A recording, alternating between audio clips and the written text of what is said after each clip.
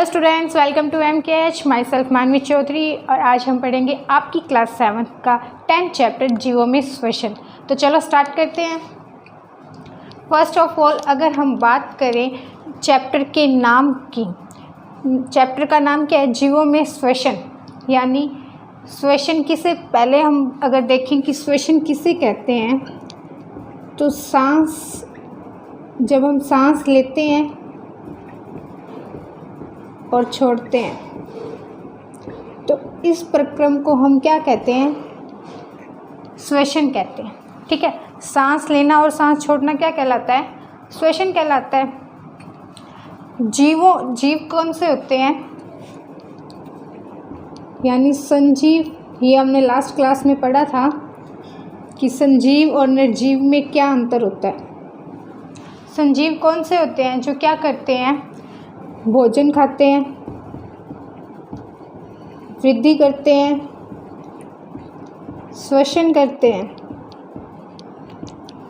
इसके अलावा भोजन का पाचन करते हैं, उत्सर्जन करते हैं आदि जो क्रियाएं करते हैं वो क्या कहलाते हैं? संजीव कहलाते हैं। तो क्या है कि जो संजीव है उनमें जो श्वसन है वो कैसे होता है, क्यों होता है, क्यों ज़रूरी होता है, इस सब के बारे में हम क्या करेंगे, इस चैप्टर के अंदर पढ़ेंगे। तो सबसे पहले जो हमारा टॉपिक आता है वो है हम श्वसन क्यों करते हैं।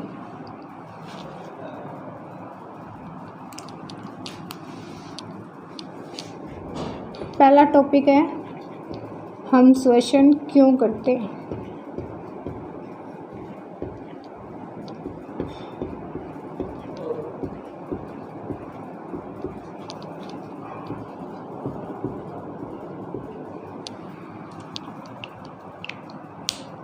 हम श्वसन क्यों करते हैं भाई? आपने ये चीज़ सुनी होगी कि अगर हम सांस नहीं लेंगे तो क्या होगा? हम मर जाएंगे। क्यों मर जाएंगे? श्वसन इतना ज़्यादा क्यों ज़रूरी है, इसके बारे में हम देखेंगे। एक छोटी सी चीज़ हम पहले रिमाइंड कर लेते हैं। आपने पहले क्लास में पढ़ा है सेल के बारे में, यानी जिसे हम क्या बोलते हैं? कोशिका। कोशिका क्या होती है? कोशिका हमारे शरीर की सबसे छोटी रचना है। सबसे छोटी रचना का मतलब जब हमारे शरीर का जो निर्माण होता है उसका सबसे जो छोटा पॉइंट होता है वो क्या होता है? कोशिका यानी सेल होती है। जितने भी काम हैं, जितने भी कार्य होगी या हमारे शरीर की जो संरचना है, जो स्ट्रक्चर है, यानी जितने भी कार्य और जो संरचना है वो किसके द्वारा कंट्रोल किया जाता है, किसके द्वारा निर्धारित होती है? कोशिका के द्वारा निर्धारित होती है। इस कारण कोशिका को क्या कहा जाता है? शरीर की संरचनात्मक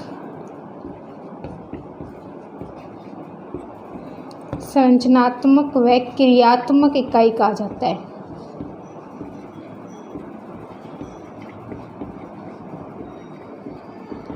क्रियात्मक इकाई कहा जाता है। अब जो कोशिका है वो क्या करती है? काम करती है। कोशिका काम करती है, यानी हम जो काम करते हैं, काम करने के लिए हमें क्या चाहिए? काम करने के लिए क्या चीज़ इम्पोर्टेंट होती है? क्या चाहिए काम करने के लिए? हमें, हमारे शरीर को ऊर्जा चाहिए। अब जो ऊर्जा है ये कहाँ से आती है? ये क्वेश्चन है, ऊर्जा कहाँ से आती है? तो हम देखेंगे कि ऊर्जा जो है वो कहाँ से आती है।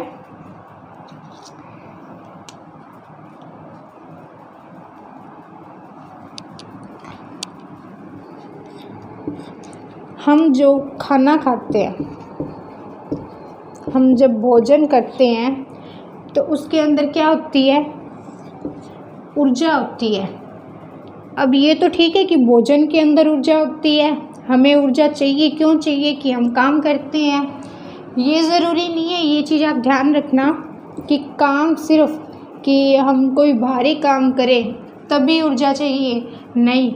हम जब खाना खाते हैं या पढ़ते हैं, यहाँ तक कि जब हम सोते हैं ना ये काम भी जब हम करते हैं तब भी हमें ऊर्जा की आवश्यकता होती है। तो ऊर्जा कहाँ से आती है? भोजन से। ये तो ठीक है, भोजन से आती है, लेकिन भोजन से कैसे आएगी, अब ये क्वेश्चन है। तो भोजन से ऊर्जा कैसे हम प्राप्त करते हैं, ये देखना कि जब भोजन की, 1 मिनट मैं लिख दूँ फिर इसे डिफाइन करेंगे।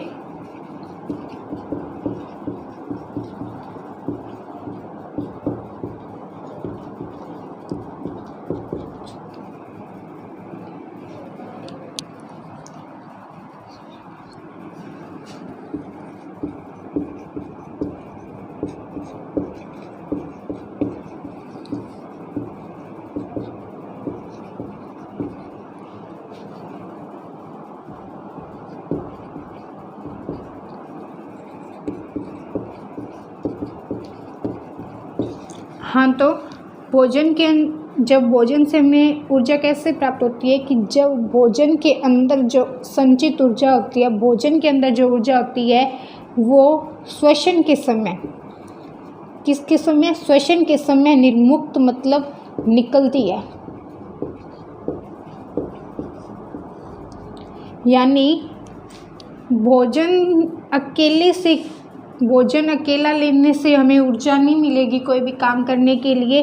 भोजन के साथ साथ श्वसन भी ज़रूरी है। जब हम श्वसन करेंगे तभी भोजन के अंदर जो ऊर्जा है वो क्या होगी? बाहर निकलेगी। अब भोजन के समय ऊर्जा बाहर कैसे निकलेगी, ये आप देखना कि जो भोजन है इसे हम क्या लिख सकते हैं? ग्लूकोज भी लिख सकते हैं। जब हम सांस लेते हैं तो हम कौन सी गैस लेते हैं अंदर? ये हमेशा याद रखना, सांस के समय हम अंदर लेते हैं ऑक्सीजन गैस। इसको O2 से भी लिख सकते हैं।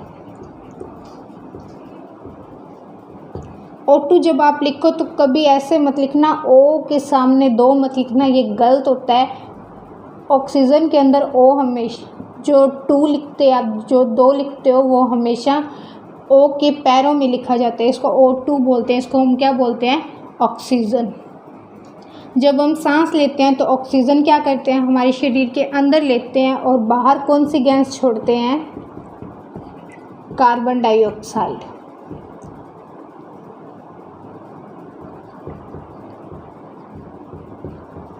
कौन सी गैस छोड़ते हैं? Carbon dioxide.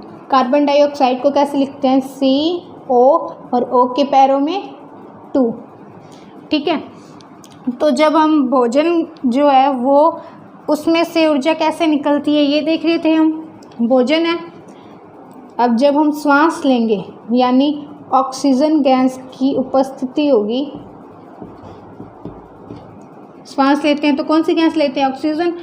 तो जो भोजन है वो ऑक्सीजन गैस की उपस्थिति होगी, तो उसमें से ऊर्जा कैसे निकलती है कि जो भोजन किस में टूट जाता है?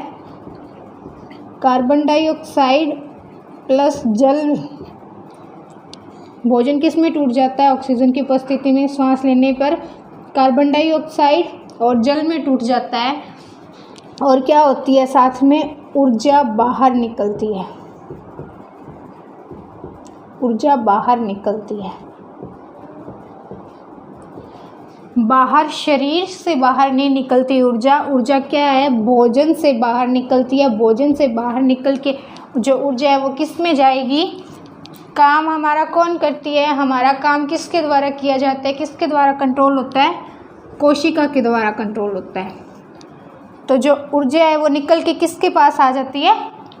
कोशिका के पास आ जाती है, और ये कोशिका क्या करती है? फिर काम करती है। ठीक है, इसके बाद ये हमने देख लिया कि श्वसन का जो क्रम है वो क्या होता है। ये हमने जस्ट अभी पढ़ा था कि अंदर कौन सी गैस लेंगे? ऑक्सीजन, और बाहर कौन सी गैस निकालेंगे? Carbon dioxide. ये हमने देखा कि कोशिका मतलब जो भोजन है वो टूटता है किस में? कार्बन डाइऑक्साइड के अंदर और जल के अंदर, और उससे क्या निकलती है? ऊर्जा निकलती है। और ये ऊर्जा किसके पास जाती है? कोशिका के पास। जब ऊर्जा कोशिका के पास जाती है, जब ऊर्जा कोशिका के पास जाती है तो ये कब होता है? ऑक्सीजन की उपस्थिति में। ऑक्सीजन की उपस्थिति में कैसे? हमने अभी पढ़ा था कि जो ग्लूकोज या जो भोजन है वो किस में टूटता था? कार्बन डाइऑक्साइड प्लस जल में टूट रहा था ऑक्सीजन की उपस्थिति में। यानी ये जो सारा जो प्रक्रम है, ऑक्सीजन की उपस्थिति में भोजन का कार्बन डाइऑक्साइड और जल के अंदर टूटना और इसके साथ जो ऊर्जा है उसका विमुक्त होना, ये सारा क्या कहलाता है? इस सारे प्रक्रम को हम क्या कहते हैं?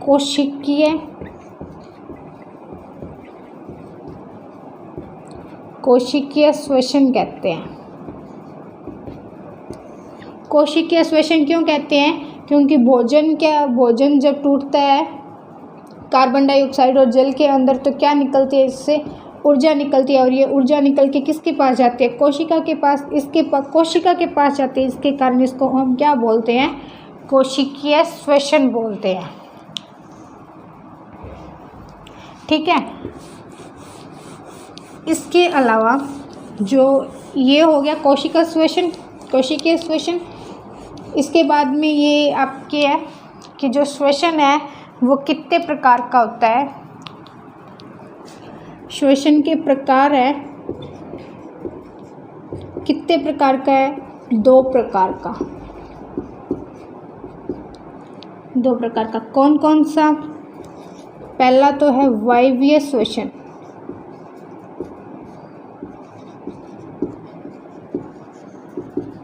वायवीय श्वसन और दूसरा है अवायवीय श्वसन।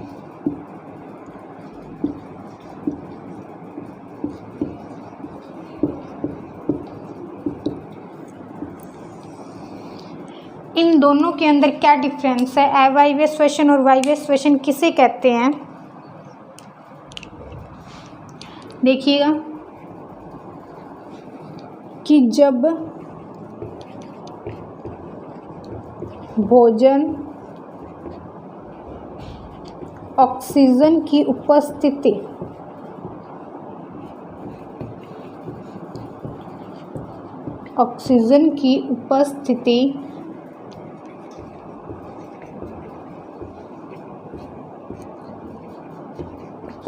में टूटता है। किस में टूटता है? कार्बन डाइऑक्साइड और वाटर में, जल में टूटता है। और क्या निकलती है? साथ में ऊर्जा निकलती है। वायवीय श्वसन के अंदर ये क्या होगा? ऑक्सीजन की उपस्थिति में होगा।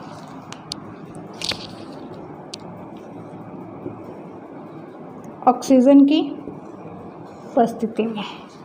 और अवायवीय श्वसन के अंदर क्या है? जब भोजन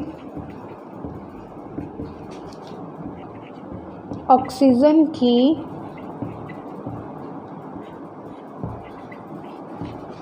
अनुपस्थिति में टूटता है।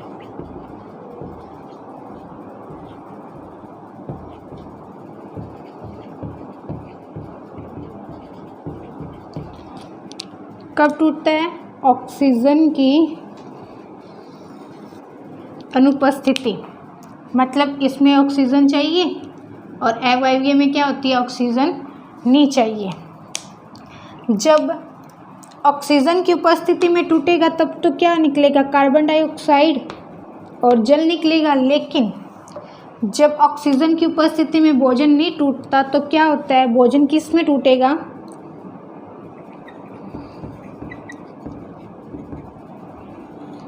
ये किस में टूट जाता है?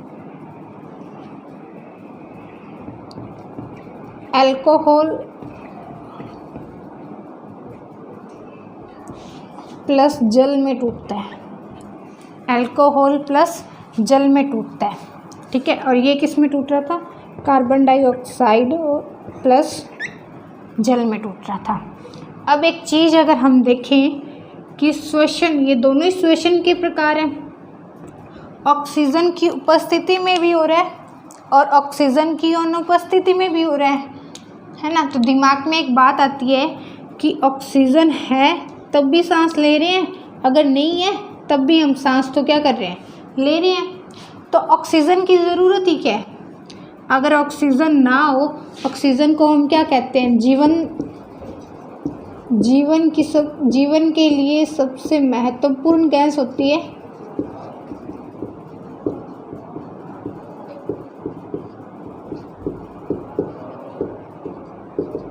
ऑक्सीजन को हम जीवन की सबसे महत्वपूर्ण गैस यानी जीवनदायी गैस भी कहते हैं ना। क्यों कहते हैं, क्यों इम्पोर्टेंट है भी ऑक्सीजन हमारे जीवन के लिए? जबकि ऑक्सीजन की उपस्थिति में भी सांस ले रहे थे, ऑक्सीजन की अनुपस्थिति में भी हो रहा है। ऐसा क्यों कि ऑक्सीजन ज़रूरी है? ऑक्सीजन किस लिए ज़रूरी होती है कि जब ऑक्सीजन नहीं होती तो क्या होता है, ये सांस तो लिया जाता है, उसे अवायवीय श्वसन कहते हैं, तो भोजन, अल्कोहल और जल में टूट जाता है। ये किसके अंदर होता है? ये कुछ जीवों के अंदर ही होता है। ये जो क्रिया है ये कुछ जीवों में होती है,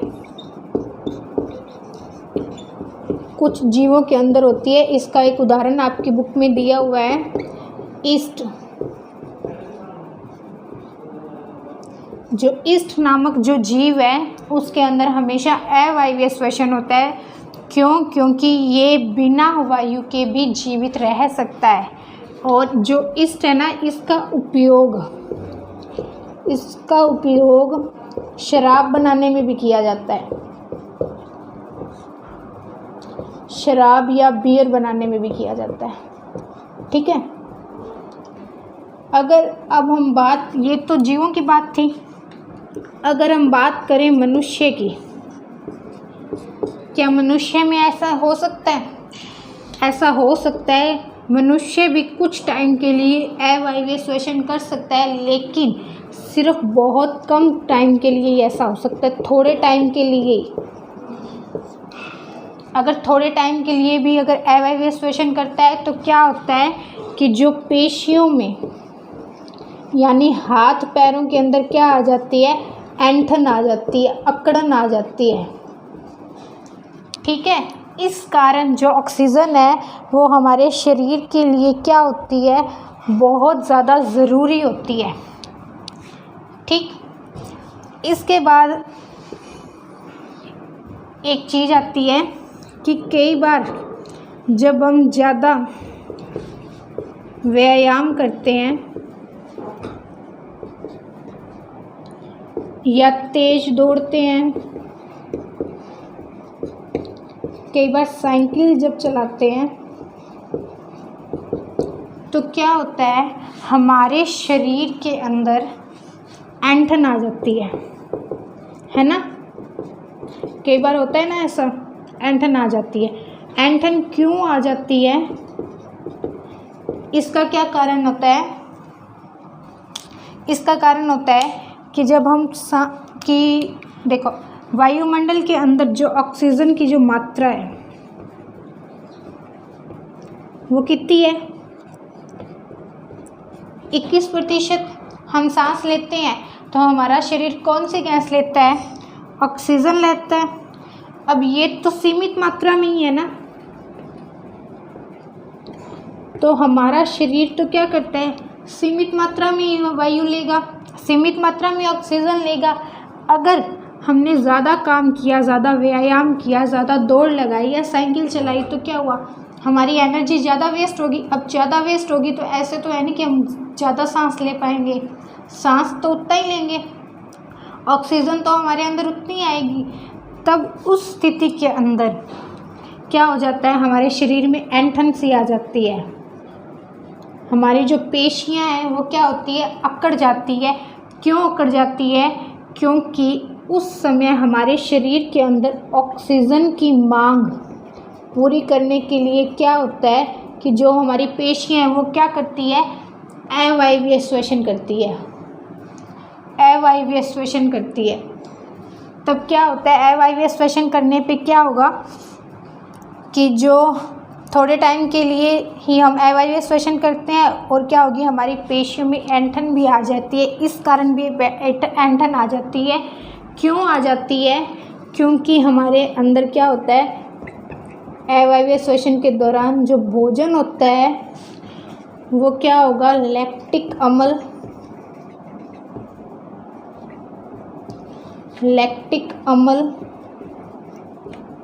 प्लस जल में टूटता है। ये मैं इसको रफ करके लिख देती हूँ यहाँ फिर से।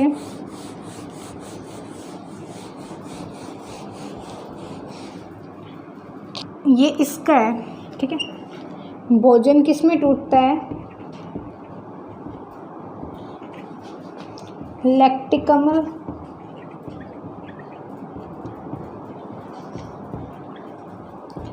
प्लस जल में। और लैक्टिक अम्ल बनने के कारण क्या होती है, हमारे शरीर में ऐंठन आ जाती है। हमें जब कई बार ऐंठन आती है तो हमें ऐसे बोलते हैं ना कि गर्म पानी से स्नान करें, कि गर्म पानी से स्नान कर लें तो क्या होगी, ये जो ऐंठन है ये दूर हो जाएगी। क्यों? गर्म पानी से स्नान करने से ऐसा क्यों होता है? जब गर्म पानी से जब स्नान किया जाता है तो हमारे शरीर के अंदर क्या होता है, रक्त का जो संचरण है, रक्त के संचरण का मतलब हमारे शरीर के अंदर जो रक्त यानी जो खून है वो जो उसका जो संचरण हो रहा होता है, जो खून हमारे शरीर में दौड़ रहा होता है, ऐंठन के वक्त क्या होता है, वो रुक जाता है, मतलब कम, उसका संचरण क्या हो जाता है, कम हो जाता है। और गर्म पानी से स्नान करने से उसका जो संचरण है वो क्या हो जाता है, बढ़ जाता है। और संचरण बढ़ने से क्या होता है, संचरण बढ़ने से क्या होगा कि जो लैक्टिक अम्ल है वो किस में टूट जाएगा, जो लैक्टिक अम्ल जो बना था वो किस में टूट जाएगा, कार्बन डाइऑक्साइड प्लस जल में। और क्या निकलेगी, ऊर्जा निकलेगी। और ऊर्जा का उपयोग हमारे शरीर द्वारा कर लिया जाता है, ठीक है। इसके बाद आपकी बुक के अंदर कुछ डेफिनेशंस दी हुई है, उसके बारे में हम देख लेते हैं कि वो डेफिनेशन क्या है, उसको एक्सप्लेन कर लेते हैं। फिर इसके बाद हम इसका नेक्स्ट टॉपिक करेंगे।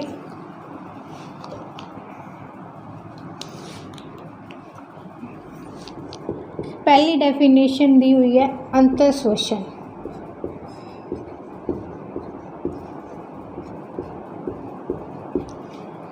दूसरा आपके लिखा हुआ है उच्च श्वसन।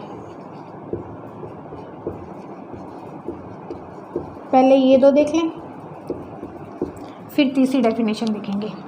अंतःश्वसन और उच्च श्वसन किसे कहते हैं, पहले इनकी डेफिनेशन देखो।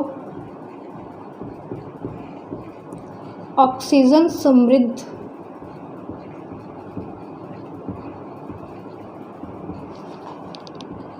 वायु को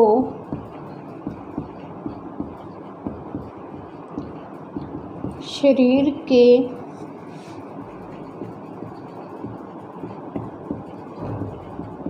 अंदर ले जाने की क्रिया।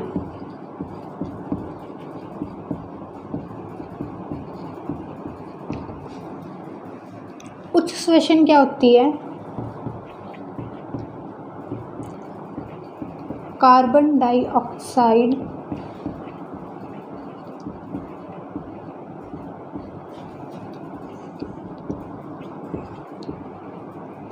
समृद्ध वायु को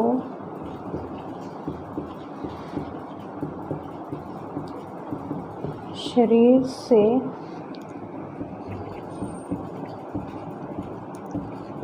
बाहर निकालने की क्रिया।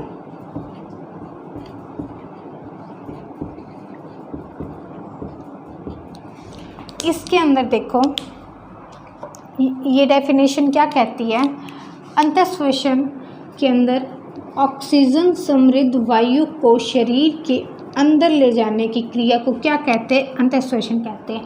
मतलब ऑक्सीजन समृद्ध यानी ऑक्सीजन से भरी हुई। समृद्ध का मतलब होता है भरी हुई। ये हमने स्टार्टिंग के अंदर क्या देखा था कि जब हम सांस लेते हैं तो हम कौन सी गैस अंदर लेते हैं, ऑक्सीजन, और बाहर कौन से निकालते हैं, कार्बन डाइऑक्साइड। यानी ऑक्सीजन से भरी हुई वायु, ऑक्सीजन समृद्ध वायु को शरीर के अंदर ले जाने की क्रिया क्या कहलाती है, अंतःश्वसन। पहला तो इसके नाम से ही हमें पता चल रहा है, अंतः का मतलब क्या होता है, अंदर।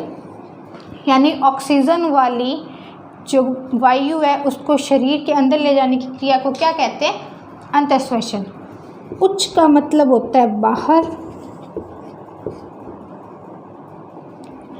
तो हम शरीर से बाहर कौन सी गैस निकालते हैं, कार्बन डाइऑक्साइड।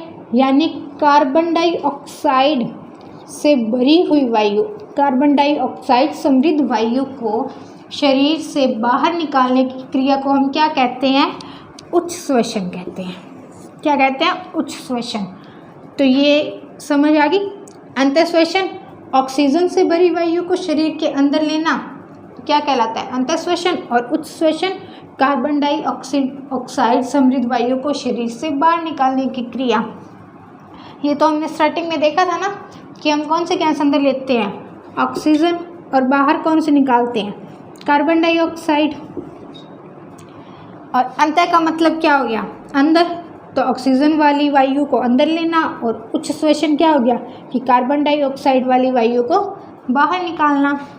इसके बाद में आपकी तीसरी डेफिनेशन दी हुई है श्वसन दर। श्वसन दर किसे कहते हैं, श्वसन दर का मतलब है 1 मिनट में व्यक्ति द्वारा जितनी 1 मिनट में व्यक्ति द्वारा जितनी बार श्वास लिया जाता है।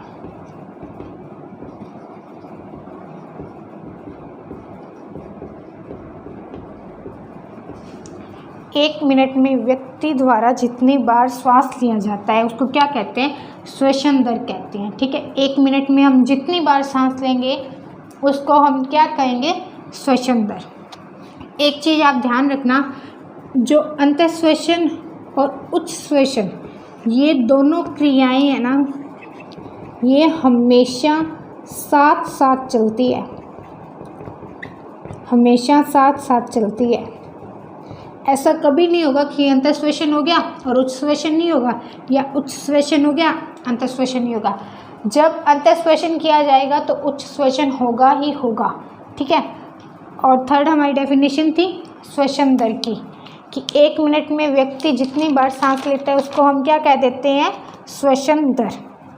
इसके बाद हम नेक्स्ट टॉपिक के बारे में बात करेंगे कि हम सांस कैसे लेते हैं, हम सांस कैसे लेते हैं। हम सांस किसके द्वारा लेते हैं, नाक और मुंह के द्वारा, है ना, नाक और मुंह के द्वारा ही तो लेते हैं हम सांस। तो इसके बारे में हम पढ़ेंगे कि सांस हम कैसे लेते हैं और वह कहाँ तक जाता है।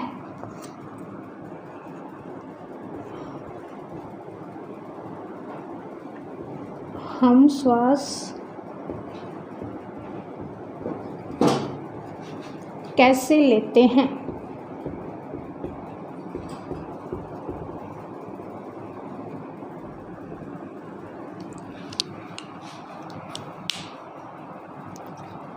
हम श्वास किसके थ्रू लेते हैं, किसके द्वारा लेते हैं, नाक के द्वारा या मुंह के द्वारा। मुंह के द्वारा तो तब लेते हैं जब नाक बंद होता है, नॉर्मली तो किसके द्वारा लेते हैं, नाक के द्वारा। तो सबसे पहला स्टेप क्या होता है, जब नाक के अंदर जब सांस एंटर करते हैं, जब हम सांस लेते हैं तो वो किसके द्वारा अंदर जाता है, नासाद्वार के द्वारा। किसके द्वारा अंदर जाता है, नासाद्वार। मतलब पहले श्वास कहाँ जाएगा, नासाद्वार में, और जब अंदर लेते हैं तो पहले कहाँ जाता है, नाक में सांस जाता है, तो नासाद्वार के बाद कहाँ जाएगा, नासा गुहा में, नासा गुहा से आगे कहाँ सांस जाएगा? श्वास नली में। और श्वास नली से आगे कहाँ जाएगा? फेफड़ों में। ठीक है। और अब अगर पहले सांस लिया, नासा द्वार से अंदर गया, अंदर जाएगा, अंदर जाने के बाद कहाँ पहुँचेगा? नासा गुहा में। और फिर श्वास नली से किस में पहुँच जाएगा? फेफड़ों में। फेफड़ों तक ही तो पहुँचाना होता है ना सांस। अब अगर हम बात करें फेफड़ों की, ये फेफड़े कहाँ होते हैं? फेफड़े कहाँ पाए जाते हैं? वक्ष गुहा में। वक्ष गुहा में पाए जाते हैं। और फेफड़ों के ऊपर क्या होता है? पसलियों का पिंजर होता है। ये आपको इधर डायग्राम में दिख रहा होगा कि फेफड़ों के चारों ओर जो पसलियां हैं, जो हड्डियों का एक कवर बनाया हुआ है ना, उसको फेफड़ों को क्या किया हुआ है? कवर किया हुआ है, यानी उसका एक पिंजरा सा बनाया हुआ है। इसे क्या कहते हैं? पसलियों का पिंजर कहते हैं। ये किसके चारों ओर है? दोनों फेफड़ों के चारों ओर बनाया हुआ है। ठीक है।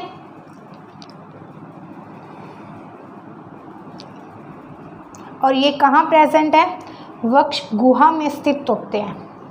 और वक्ष गुहा कहाँ है? वक्ष गुहा के अंदर क्या है कि जो फेफड़े हैं वो पसलियों के पिंजर से ढके हुए होते हैं। इसमें जो नीचे की ओर आपको दिखाई दे रही है, नीचे की ओर जो बड़ी पसली है ना, जो बड़ी पसली है ऐसे मुड़ी हुई, इसको क्या बोलते हैं? डायफ्राम बोलते हैं। क्या बोलते हैं? डायफ्राम। और जब हम सांस लेते हैं ना तो उसके अंदर क्या क्या शामिल, और जब हम सांस लेते हैं तो क्या होता है कि ये जो डायफ्राम है ये ऊपर और नीचे होता रहता है।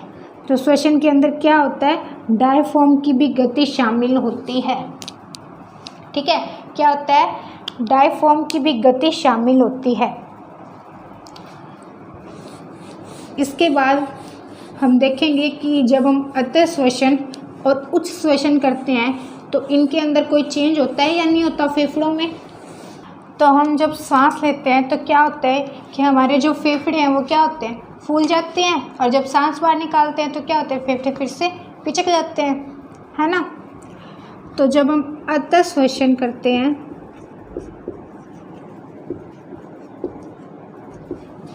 और उच्च श्वसन, हमने दो ये पढ़े थे ना इनके टाइप, इन दोनों में हमारे फेफड़ों की और जो डायफ्राम की जो आकृति है उसमें क्या क्या चीज़ आता है वो हम देखेंगे। कि जब हम अतः श्वसन करते हैं तो क्या होता है? हमारी जो पसलियाँ हैं ना, फेफड़ों के चारों ओर की जो पसलियाँ हैं वो क्या हो जाती है? वो ऊपर की ओर उठ जाती है। ऐसे ऊपर की ओर उठ जाती है, जो मतलब जैसे देख लो, ये मान लो आपका यह फेफड़ा है, इसके चारों ओर ये जो पसलियाँ हैं ये क्या होती है? इस टाइप से ऊपर की ओर उठ जाती है। क्यों उठ जाती है ये ऊपर की ओर? वैसे भी तो रह सकती है। ये ऊपर की ओर क्यों उठ जाती है? अभी ये इसलिए उठ जाती है क्योंकि जब सांस लेते हैं तो क्या होते हैं? फेफड़ों के अंदर वायु भर जाती है। वायु भर जाती है, एक मतलब ऑक्सीजन भर जाती है। इसे हम क्या बोलेंगे? सीधा वायु ही बोलेंगे, क्योंकि सबसे पहले तो क्या होती है? सीधी वायु भरती है, फिर क्या होता है? ऑक्सीजन अंदर रख ली जाती है और कार्बन डाइऑक्साइड को बाहर निकाल दिया जाता है। तो हम पहले एक बार लिखेंगे कि वायु भर जाती है फेफड़ों में, ये पसलियाँ ऊपर उठ जाएगी और फेफड़ों में क्या होती है? वायु भर जाती है। और क्या होता है? जो डायफ्राम होता है ना, वो क्या होता है? नीचे की ओर। डायफ्राम क्या हो जाता है? नीचे की ओर हो जाता है। मतलब ये डायफ्राम ऐसे होता है, जब फेफड़ों में वायु बढ़ती है तो ये क्या हो जाता है, ऐसे हो जाता है। यहाँ हमारे फेफड़े होते हैं, तो जब हवा भर जाएगी तो ये क्या हो जाता है, सीधा हो जाता है। ये अच्छे से आपको स्लाइड के अंदर दिख रहा होगा कि कैसे हवा भरने पर हमारे फेफड़े जो है वो क्या हो जाते हैं, फूल जाते हैं, पसलियाँ ऊपर की ओर उठ जाती है और जो डायफ्राम है वो नीचे की ओर हो जाता है ना। और उच्च श्वसन के अंदर क्या होता है, इसका बिल्कुल उल्टा होता है। इसका उल्टा क्यों होता है, क्योंकि अंतर श्वसन के अंदर तो क्या होते हैं, हम ऑक्सीजन वाली जो वायु है वो क्या करते हैं, शरीर के अंदर लेते हैं, लेकिन उच्च श्वसन के अंदर क्या करते हैं, कार्बन डाइऑक्साइड वाली जो वायु है वो बाहर निकालते हैं। ये दोनों एक दूसरे के उल्टे हैं, तो ये वाली जो चीज़ है ये भी इनके अंदर क्या होगी, विपरीत होगी। इसमें पसलियाँ ऊपर की ओर उठ जाती है, तो इसमें क्या होगी, जो पसलियाँ हैं वो क्या होगी, पुनः अपने आकार में आ जाती है, पुनः अपनी आकृति में आ जाती है।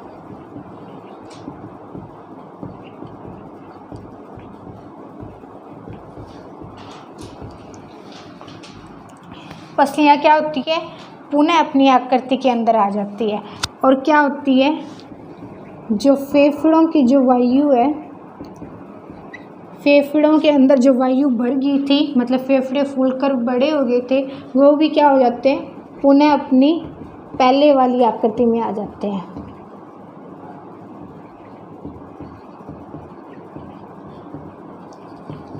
और डायफ्राम भी क्या हो जाता है, वापस वैसे ऊपर की ओर उठ जाता है।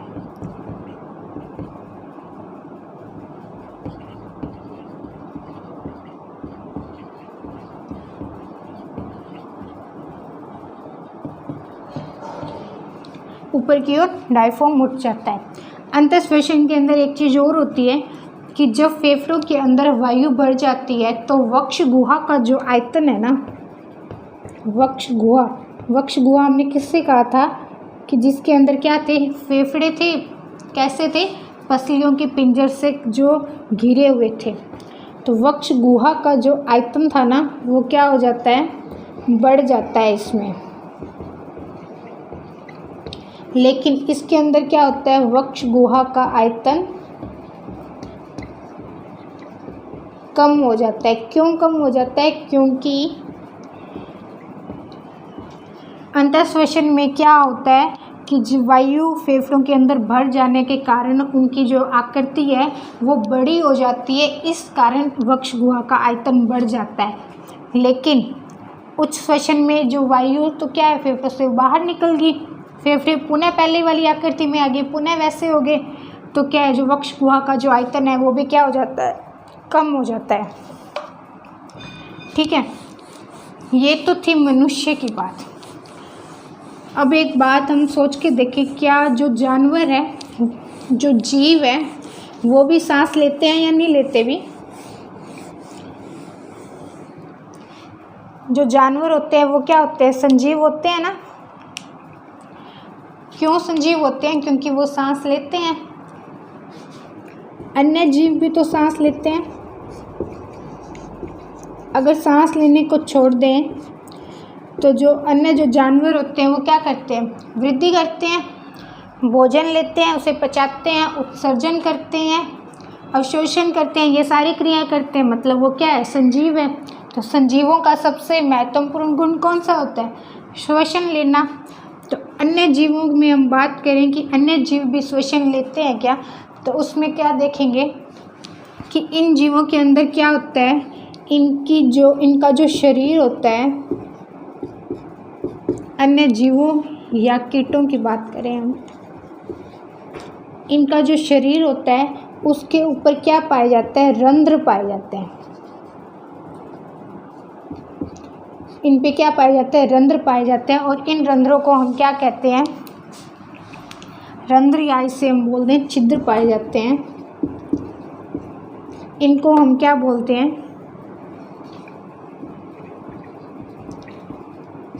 श्वास छिद्र, इनको हम क्या बोलते हैं? श्वास छिद्र बोलते हैं या श्वास रंध्र बोलते हैं।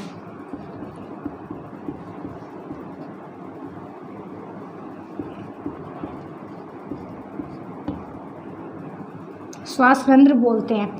ये रंध्र किस काम आते हैं? ये क्या करते हैं? इन कीटों के अंदर जो गैसों के विनिमय में सहायता करते हैं।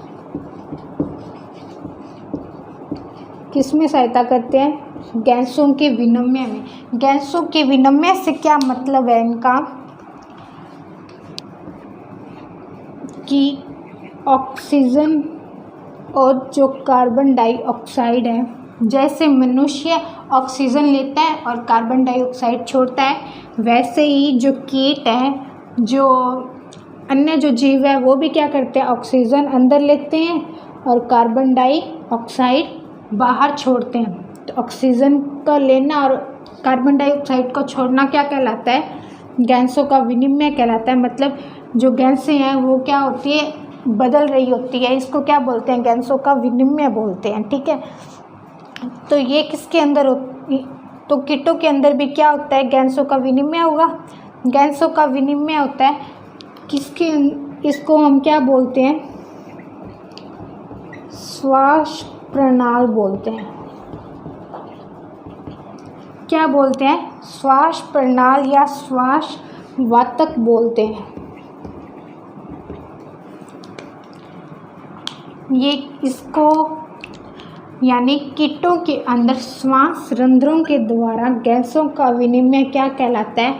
श्वास प्रणाल या श्वास वातक कहलाता है। इनके अंदर क्या होता है? इनकी अगर देखेंगे कैसे श्वसन करते हैं कि जो ऑक्सीजन समृद्ध जो वायु है, जैसे मनुष्य के अंदर क्या होती है कि पहले नासाद्वार में जाएगी, फिर किस में जाती है? नासा गुहा में, फिर फेफड़ों में, और फिर किस में फेफड़ों में, और फेफड़ों से आगे क्या होता है? गैसों का विनिमय होता है। तो इनके अंदर क्या होता है? ऑक्सीजन वाली जो वायु है वो पहले किस में जाएगी? इनके अंदर श्वास रंध्रों से। कहाँ से अंदर आती है? श्वास रंध्रों से अंदर आएगी। फिर किस में जाएगी? श्वास जैसे मनुष्य के अंदर किससे अंदर आती है? नासाद्वार से। और इसमें किस में आएगी? श्वास रंध्रों से। श्वास रंध्रों मनुष्य के अंदर, ये दोनों हम यहाँ पे साथ में लिख लेते हैं, इससे आपको अच्छे से समझ आ जाएगा कि पहले किस में जाती है? नासाद्वार में, फिर नासा गुहा में,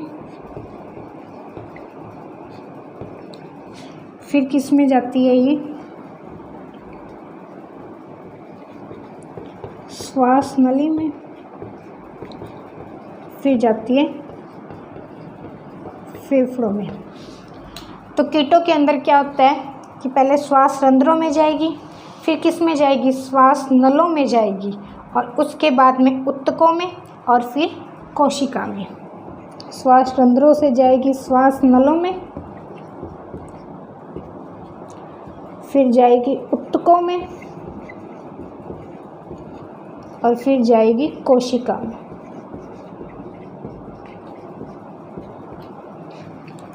ठीक है, ये दोनों अलग है। ये तो है मनुष्य का और ये है जीवों या कीटों का। ठीक है, ये आपको समझ आ गया कि पहले कोशिका में जाएगी। कोशिका में पहुंचने के बाद क्या होगा कि कोशिका को क्या मिल जाती है? ऊर्जा मिल जाती है, एनर्जी मिल जाती है। और ऐसे ही जो क्या होगी, जो कार्बन डाइऑक्साइड है वो क्या करते हैं? कीट बाहर निकालते हैं। कैसे निकालेंगे? कि कोशिका से उत्तकों में जाएगी, उत्तकों से श्वास नलों में जाएगी, श्वास नलों से श्वास रंध्रों में जाएगी, और फिर क्या होगी? शरीर से बाहर निकाल दी जाएगी। एक चीज़ इसमें ध्यान रखना कि जो श्वास प्रणाल या जो श्वास जो वातक है वो सिर्फ और सिर्फ किस में पाया जाता है? कीटों में पाया जाता है। अन्य जीवों के अंदर ये क्या होता है? अनुपस्थित होता है, एब्सेंट होता है। ये सिर्फ किस में पाया जाता है? कीटों में पाया जाता है। और श्वास प्रणाली किसे कहते हैं कि कीटों के जो शरीर होते हैं उन पे क्या पाए जाते हैं? श्वास रंध्र पाए जाते हैं, जो क्या करते हैं? गैसों के विनिमय का कार्य करते हैं। उन्हें क्या कहते हैं? श्वास प्रणाली कहते हैं। ये कीटों की अंदर, ये किसके अंदर था? अगर हम बात करें, इसका एक उदाहरण है कॉकरोच।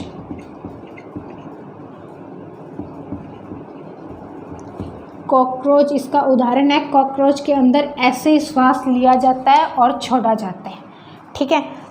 अगर सेकंड हम बात करें दूसरे जीव की, केंचुए की अगर हम बात करें, तो केंचुए के अंदर क्या होता है अभी? तो ये तो बात थी कॉकरोच की। इसके अलावा अगर हम बात करें केंचुए की, केंचुए के अंदर क्या होता है? जो केंचुआ होता है ना, वो श्वसन किसके थ्रू करता है? वो अपनी त्वचा से श्वसन करता है। क्यों? क्योंकि इसकी जो त्वचा होती है ना, वो कैसी होती है? आर्द्र और श्लेष्मीय होती है। यानी उसकी आर्द्र यानी मतलब नमी वाली सी होती है, और उसकी त्वचा में बिल्कुल छोटे छोटे जो क्या होते हैं? छिद्र पाए जाते हैं, जिसके कारण उसे क्या होती है? श्वसन करने में सहायता होती है। और वो अपनी त्वचा के द्वारा ये क्या करता है? गैसों का विनिमय करता है। गैसों का विनिमय क्यों करता है? क्योंकि जब सांस लेते हैं तो क्या होता है? गैसों का विनिमय तो होता है ना। इस कारण जो केंचुआ है वो क्या करता है? अपनी त्वचा के थ्रू श्वास लेता है। इसके अलावा अगर हम बात करें मेंढक की, मेंढक के अंदर फेफड़े पाए जाते हैं। मनुष्य की तरह फेफड़े पाए जाते हैं। और ये क्या करता है? जब ये पानी से बाहर होता है ना, जब ये पानी से बाहर होता है तो क्या करता है? नॉर्मली जैसे सांस हम लेते हैं वैसे ये लेता है, लेकिन जब ये पानी के अंदर होता है ना, तब ये भी क्या करता है? अपनी त्वचा के द्वारा श्वास लेता है। त्वचा के द्वारा सांस श्वसन करता है। त्वचा के द्वारा श्वसन क्यों करता है? क्योंकि इसकी भी जो त्वचा है वो कैसी होती है? आर्द्र और श्लेष्मीय होती है। ठीक है। मेंढक की जैसे मेंढक पानी में था तो ये क्या कर रहा था? अपनी त्वचा से सांस ले रहा था।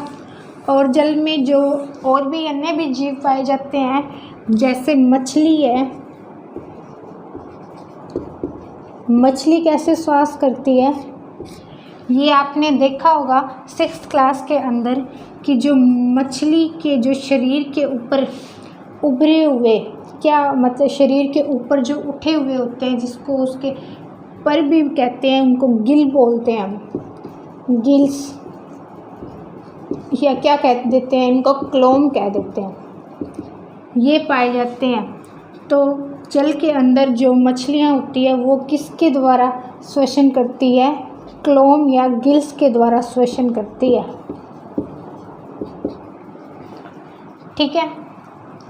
ये जो क्लोम और गिल्स है ये क्या करते हैं कि जो जल के अंदर जो ऑक्सीजन पाई जाती है, जल में घुली ऑक्सीजन है, उसको क्या करते हैं? ग्रहण करने का कार्य करते हैं। क्या करते हैं? उस ऑक्सीजन को ग्रहण करने का कार्य करते हैं। और जो क्लोम होते हैं इनमें क्या होती है? रक्त वाहिनियों की जो संख्या होती है, इनके अंदर क्या होती है? रक्त वाहिनियों की जो संख्या है वो क्या होती है? अत्यधिक होती है। अत्यधिक होती है, जिससे क्या होता है कि गैसों का विनिमय आसानी से हो जाता है। रक्त वाहिनियों की संख्या अधिक होने का मतलब है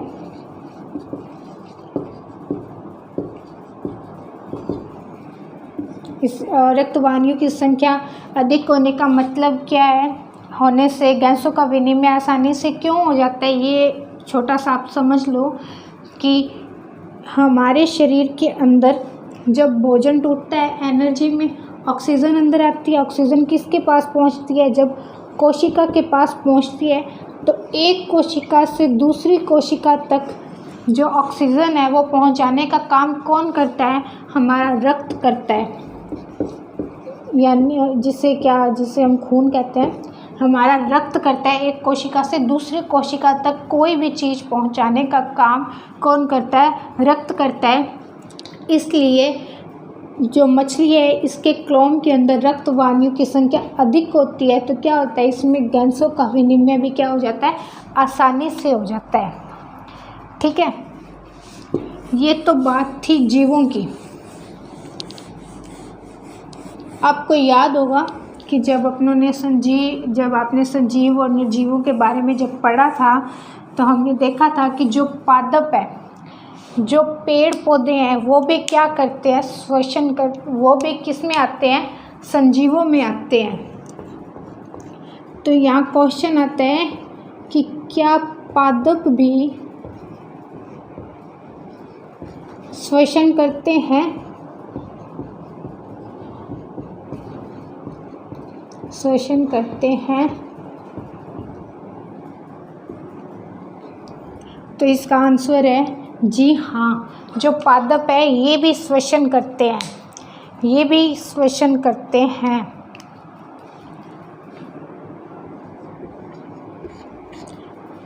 इनमें क्या होता है कि पेड़ पौधों की जो पत्तियाँ होती है ना, ये आपने फर्स्ट चैप्टर में पढ़ा होगा कि इनकी जो पत्तियाँ होती है उनमें क्या होता है? उन पत्तियों के ऊपर क्या होता है? छोटे छोटे रंध्र पाए जाते हैं। छोटे छोटे रंध्र पाए जाते हैं इनके ऊपर। और ये रंध्र क्या करते हैं? वातावरण से क्या करते हैं? गैस लेते हैं, या गैस ना कह के हम इसे कह सकते हैं कि वातावरण से वायु क्या करते हैं? अपने अंदर ग्रहण करते हैं।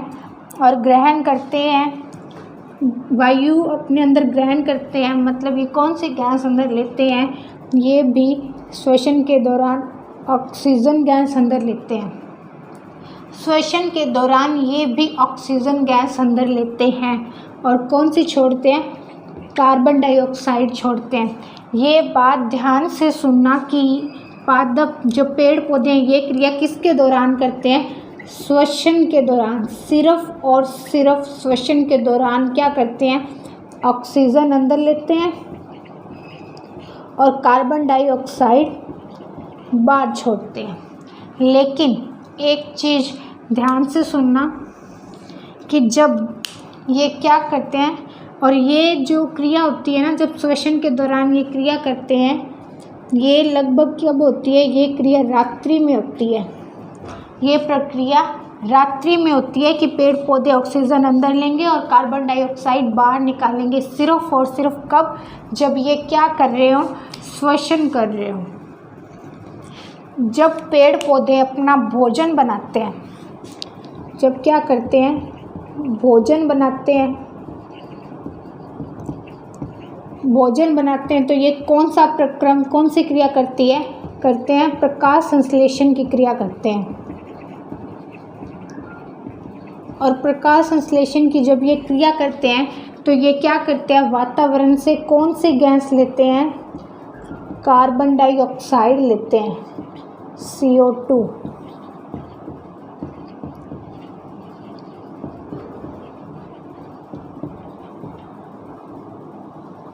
कौन सी गैस लेते हैं? कार्बन डाइऑक्साइड लेते हैं, अपने अंदर लेते हैं। और गैस छोड़ते कौन सी है? बाहर कौन सी गैस छोड़ते हैं? ऑक्सीजन।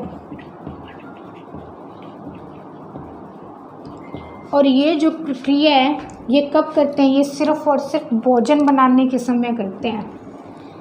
और ये कब होती है? ये दिन के समय होती है।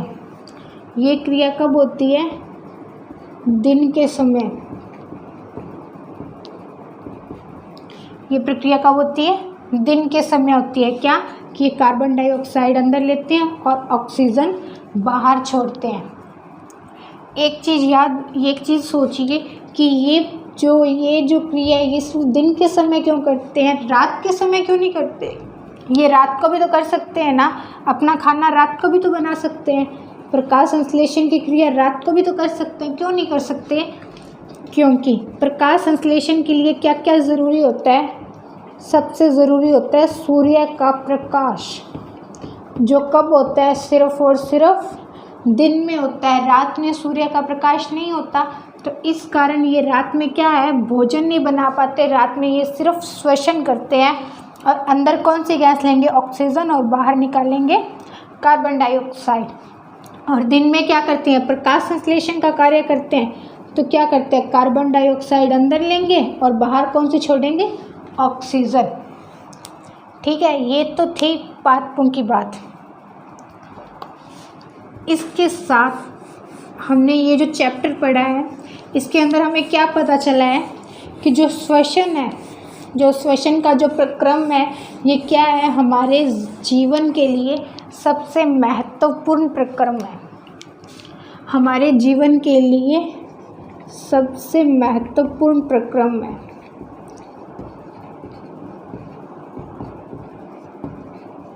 श्वसन के बिना इस कारण हम जीवित नहीं रह पाते। ठीक है, और सभी जीवों को अपनी उत्तरजैविता यानी जीवित रहने के लिए क्या होती है? आवश्यक जो ऊर्जा चाहिए वो किससे प्राप्त होती है? वो होती है श्वसन से प्राप्त होती है। कैसे प्राप्त होती है? कि जब हम भोजन लेते हैं तो वो श्वसन के दौरान जब श्वसन लेते हैं तभी टूटता है। जब टूटता है तभी तो हमें एनर्जी मिलती है, और जब एनर्जी मिलती है तभी तो हम कोई काम कर पाते हैं, है ना। इसलिए श्वसन हमारे संजीवों का सबसे महत्वपूर्ण प्रक्रम होता है। ठीक है, तो ये था आपका टॉपिक, और आज की क्लास हम यही ख़त्म करते हैं। मिलेंगे नेक्स्ट वीडियो में, तब तक के लिए स्टे होम, स्टे सेफ।